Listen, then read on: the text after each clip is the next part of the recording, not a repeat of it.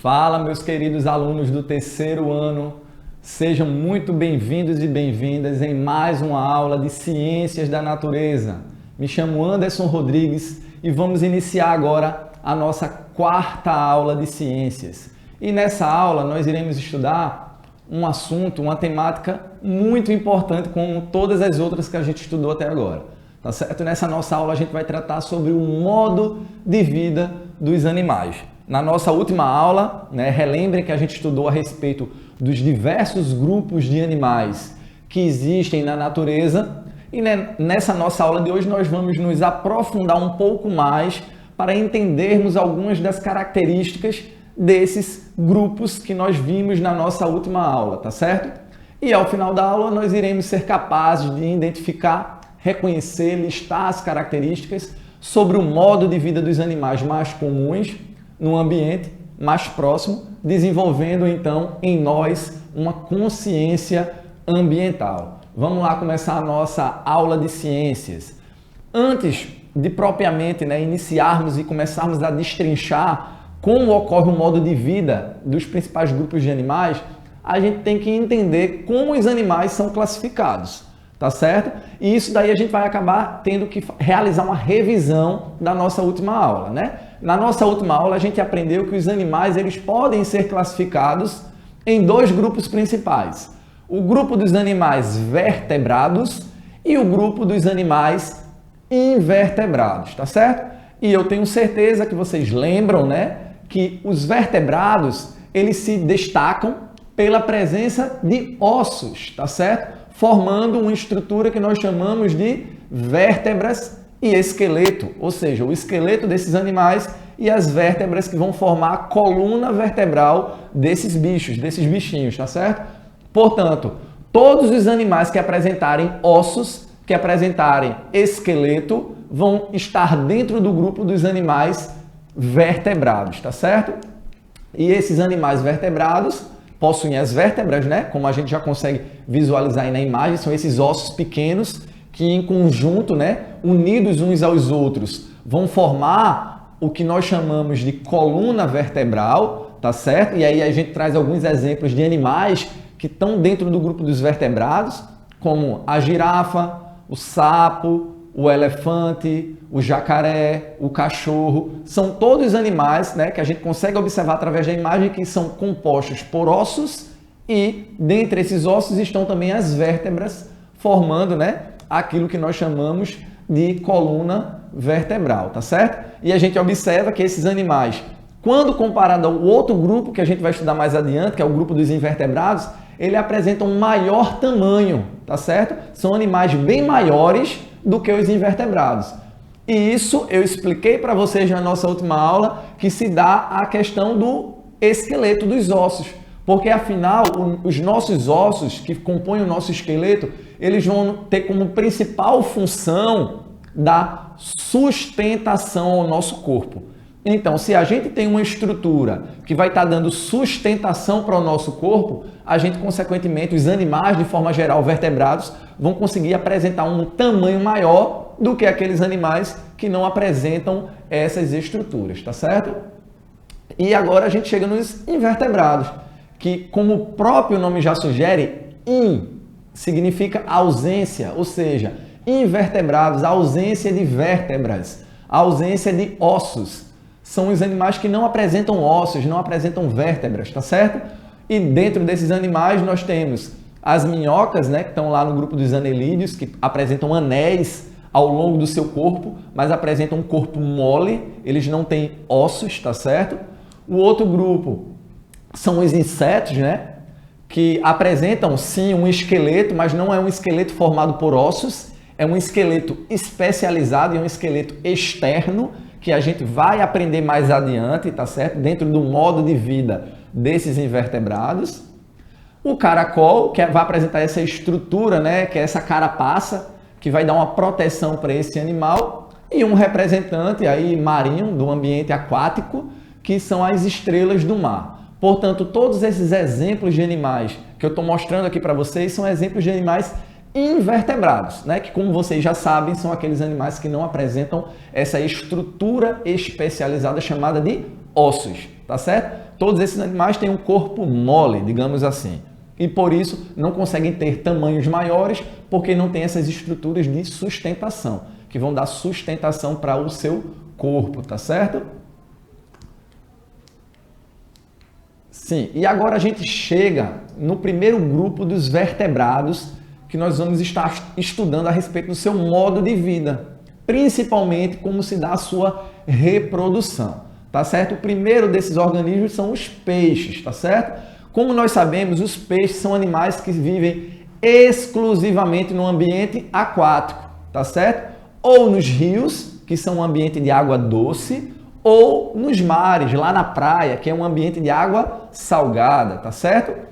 São exclusivos de ambientes aquáticos.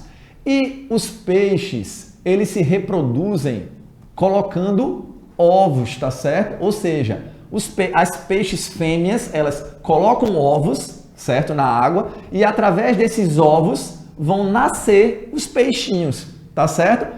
E todos esses peixinhos recém-nascidos desses ovos, eles se desenvolvem fora do corpo da mãe, tá certo? E uma outra questão também muito importante é que esses peixes, mesmo muito novinhos, eles não precisam dos cuidados maternos ao nascerem, tá certo? A peixe fêmea simplesmente vai depositar os seus ovos lá no ambiente aquático, certo? Após um determinado período de tempo, aqueles ovos vão eclodir, ou seja, eles vão, digamos assim, os peixinhos vão se libertar de dentro daqueles ovos e então eles vão se desenvolver, crescer e se alimentar sem depender de cuidados da mãe, tá certo? Ele vai simplesmente se virar sozinho. Não existe cuidado parental, certo?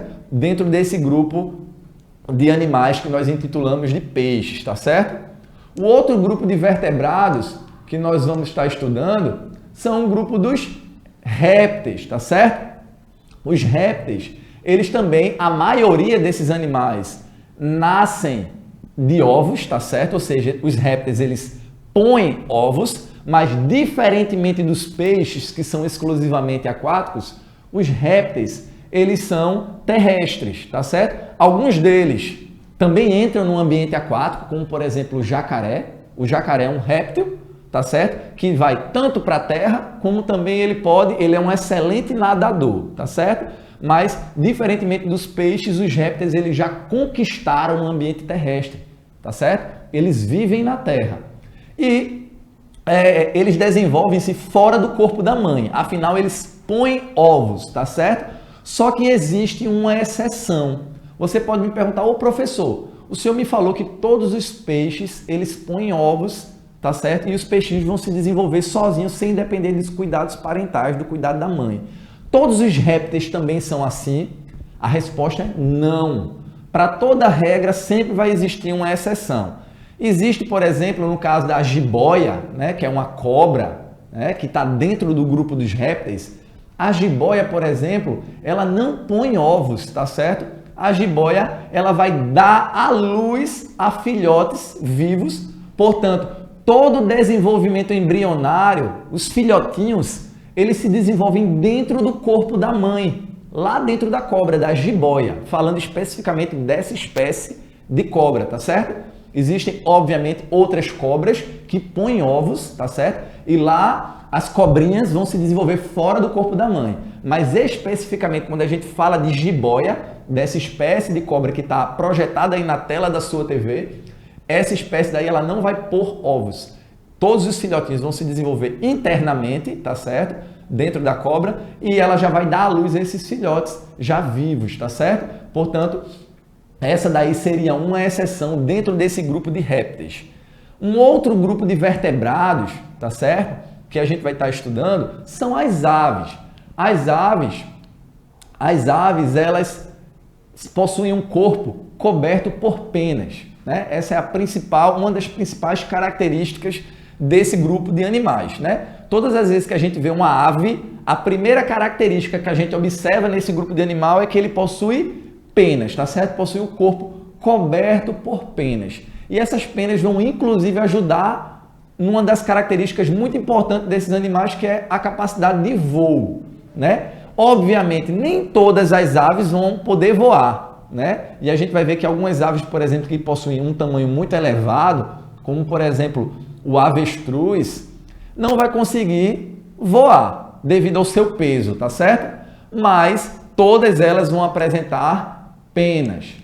Outra característica que as aves apresentam é que elas possuem bico, tá certo? Ou seja, elas possuem bico que vão estar auxiliando essas aves no seu processo de alimentação, tá certo? Todas as aves colocam ovos, tá certo? Sem exceção, todas as aves vão colocar ovos, tá certo? Ou seja, o desenvolvimento desses filhotes, certo? Vão acontecer fora do corpo da mãe, tá certo? Como acontecia lá nos peixes e em parte, na maior parte dos répteis, né? A maioria pode voar, como eu falei para vocês. Quando a gente fala que a maioria pode voar, significa que nem todas podem voar. Obviamente, algumas aves não possuem a capacidade de voo. Apesar de todas possuírem penas, nem todas voam, tá certo? Um exemplo clássico, por exemplo, as galinhas que a gente tem muitas vezes lá no quintal da nossa casa. Ela até consegue voar pequenos voos, né? Em pequenas distâncias. Mas uma galinha ela não vai ter a capacidade de voar longas distâncias, tá certo? Por causa justamente do seu peso. Como é uma ave mais pesada, ela não tem essa característica de voar por longas distâncias e também em elevadas alturas, como uma ave menor, uma ave mais leve, ela vai poder voar, vai poder sobrevoar, tá certo? Então essa daí seria mais uma das características.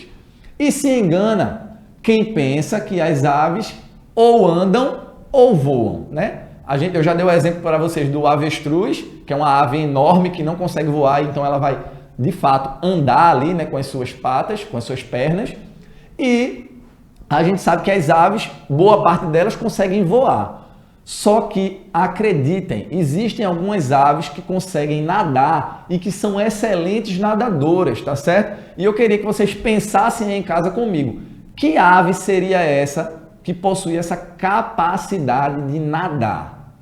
E aí, vocês já viram na televisão algo parecido, alguma ave que consiga nadar, certo? Que consiga ter essa capacidade de entrar no ambiente aquático e nadar? Porque quando a gente pensa em ave, de imediato a gente pensa no ambiente aéreo, as aves que voam. Mas acreditem, existe especificamente uma espécie de ave que é uma excelente nadadora. E eu vou revelar ela agora para vocês. Eu tenho certeza que vários de vocês aí em casa pensaram nessa ave, que é justamente o pinguim, né? O pinguim é uma ave e é uma excelente nadadora. Obviamente esse animalzinho aí, ele não é próprio do nosso país, aqui do Brasil, porque é uma ave que gosta de ambientes gelados, ambientes frios, né? E como nós sabemos, o nosso país, o Brasil, é um país mais quente, né? Tem um clima mais quente e essa ave, ela não conseguiria sobreviver aqui no nosso Brasil, tá certo? Mas lá nas regiões do planeta que apresentam temperaturas muito frias, essa ave ela consegue sobreviver e um dos principais alimentos dessa ave são os peixes. E como eu mostrei para vocês, os peixes vivem onde, gente? Vivem na água. E como é que essa ave aí ela conseguiria se alimentar se ela não se adaptasse para ser nadadora? Não é verdade? Se ela se alimenta de peixe, ela precisa mergulhar na água para poder capturar lá o seu alimento, que é o peixinho. Então daí os pinguins são excelentes nadadores. Eu tenho certeza que pela televisão vocês já devem ter visto já essa ave aí em ação no ambiente aquático, predando lá os seus peixes, tá certo? Um outro grupo de animal também, que está dentro do grupo dos vertebrados, né, que possuem ossos, vértebras, são os mamíferos, né? E é um grupo de animais muito diverso. Significa dizer que existe muita espécie de mamífero, tá certo? E lá na outra aula a gente aprendeu que é chamado assim porque, além de possuir pelos, que é uma das suas principais características, né, dos mamíferos, possuir pelo no seu corpo, os mamíferos também possuem, essas espécies de animais conseguem produzir leite. Elas alimentam os seus filhotes produzindo essa substância, né, que nós chamamos de leite. Por isso que são mamíferos, porque são animais que mamam. Os filhotes mamam. Nós, seres humanos, somos mamíferos, né? Afinal, os bebezinhos, quando nascem, mamam, tá certo? E existem vários grupos de animais que também precisam de mamar. Quando os filhotes eles nascem, eles dependem da mãe. Observem que eu mostrei para vocês ao longo da nossa aula que existem alguns grupos de animais que dispensam os cuidados maternos. Após o filhotinho nascer, ele já consegue viver sozinho. Como eu mostrei para vocês, os peixinhos, né, que não precisam de cuidados parentais, os répteis, não é isso? E já os mamíferos não. Os mamíferos, eles precisam desse cuidado, tá certo? Eles dependem da sua mãe para sobreviver. Algumas espécies de aves também. Algumas espécies de aves, elas precisam da mãe. E eu tenho certeza que vocês já devem ter visto na televisão, né? As aves, algumas aves que caçam, né? E depois voltam para o ninho e através do seu bico ela vai lá na boquinha do filhotinho e coloca a comidinha para alimentar ali aquelas aves, aqueles pássaros, até que eles consigam se desenvolver e consigam voar, tá certo? Então, algumas aves precisam desse cuidado parental, assim como os mamíferos. Já outras espécies de animais, como os peixes, por exemplo, não dependem desse cuidado, tá certo?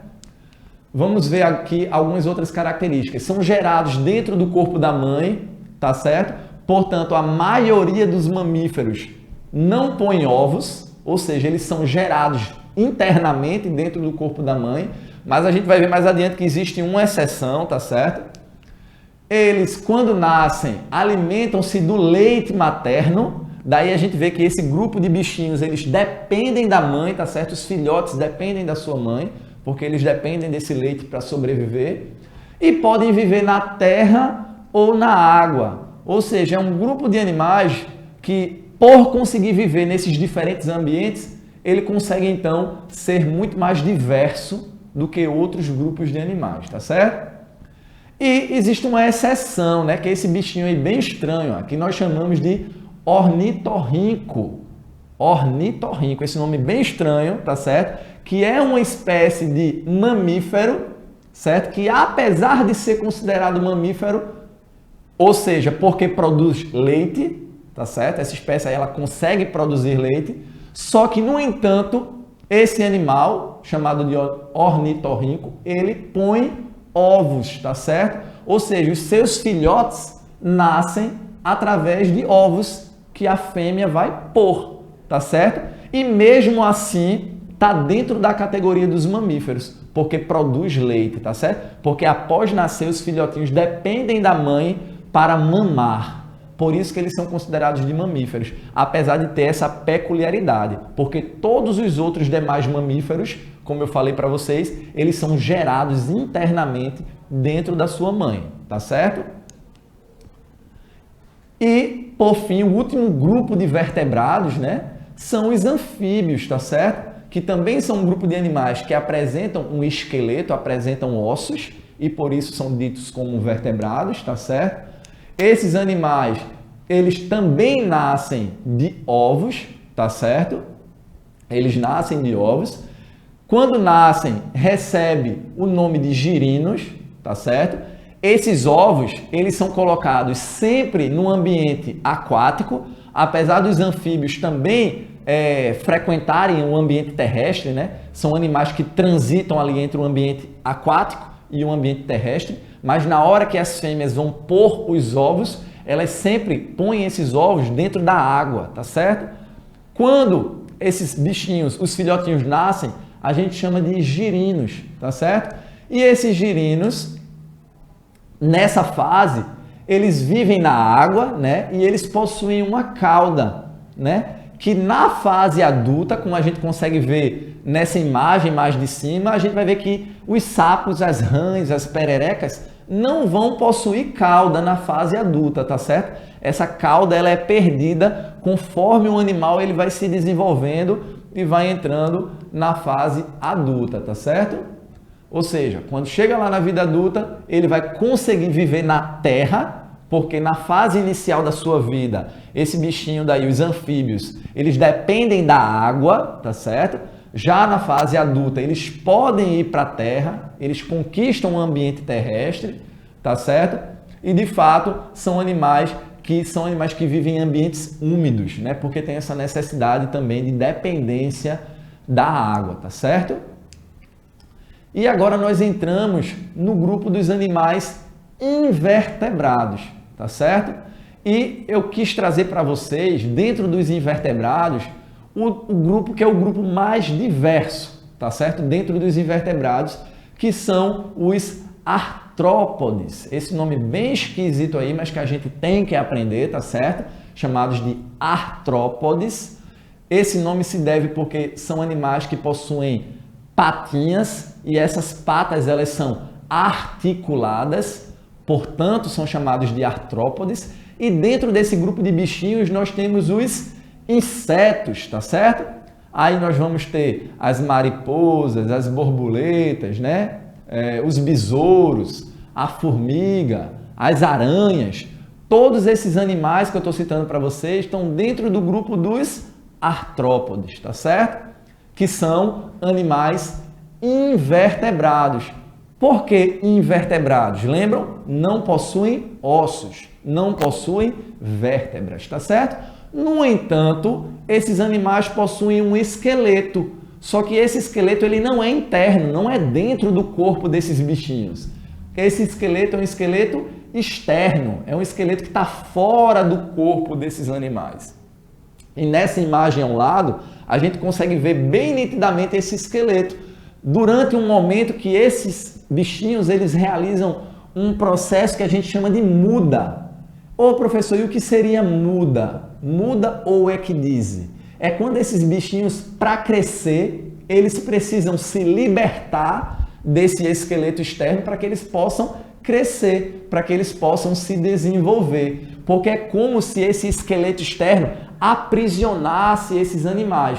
Então, conforme eles vão se desenvolvendo, eles precisam se libertar desse esqueleto externo para então conseguir se desenvolver. Porque esse esqueleto externo ele é rígido, ele é duro, tá certo? Então, em uma determinada fase da vida desses bichos, eles se libertam através de um processo de muda. Ou seja, o próprio nome já sugere, né? Muda. Ele está realizando uma mudança de fase da sua vida, tá certo? E aí a gente consegue ver um gafanhoto, né? Que é um inseto dentro do grupo desses animais, que está realizando uma muda, né? Onde a parte amarelinha é justamente o esqueleto que ele está deixando para trás, que ele está se libertando para que ele possa crescer e continuar se desenvolvendo. E ao longo da vida desses animais, eles realizam vários processos desse de muda, tá certo? Até cumprirem o seu ciclo de vida na natureza.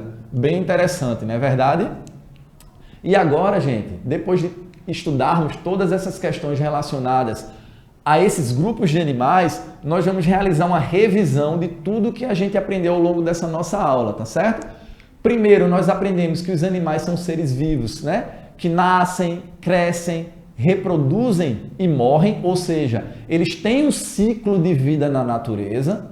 Nós também aprendemos na nossa aula que os animais vertebrados, eles possuem uma coluna vertebral, ao contrário dos animais invertebrados, que não possuem, ou seja, não possuem ossos, não possuem vértebras.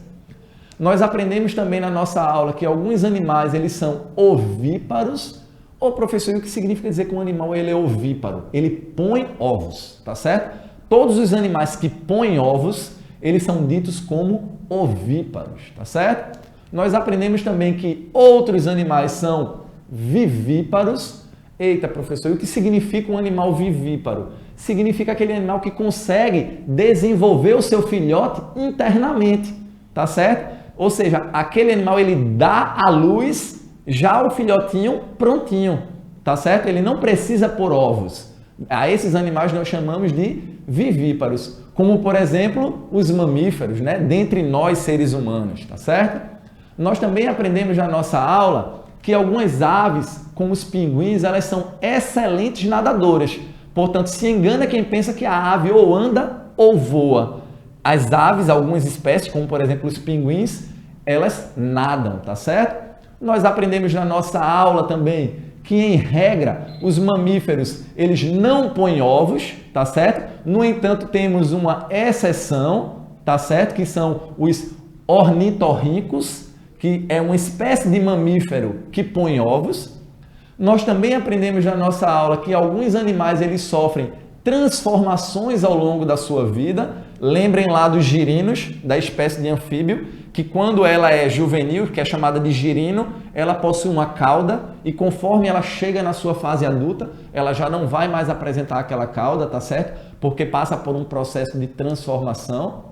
E nós aprendemos também que alguns animais eles realizam muda ou equidise, que é esse processo de mudança, esse processo de troca daquele esqueleto que eu falei para vocês externo, que esses animais possuem dentro do grupo dos insetos, dentro do grupo dos artrópodes, tá certo? Portanto, esses foram algumas das principais características dessa nossa aula de modo de vida dos animais, tá certo? Aqui estão algumas referências das fontes que nós retiramos para preparar essa nossa aula de Ciências da Natureza. Eu agradeço a atenção de vocês. Caso tenha alguma dúvida, leva até o teu professor, até a tua professora, que eu não tenho dúvida que eles terão a maior satisfação em tirar essa sua dúvida. E nós nos encontramos na nossa próxima aula de Ciências da Natureza. Um forte abraço e fiquem com Deus.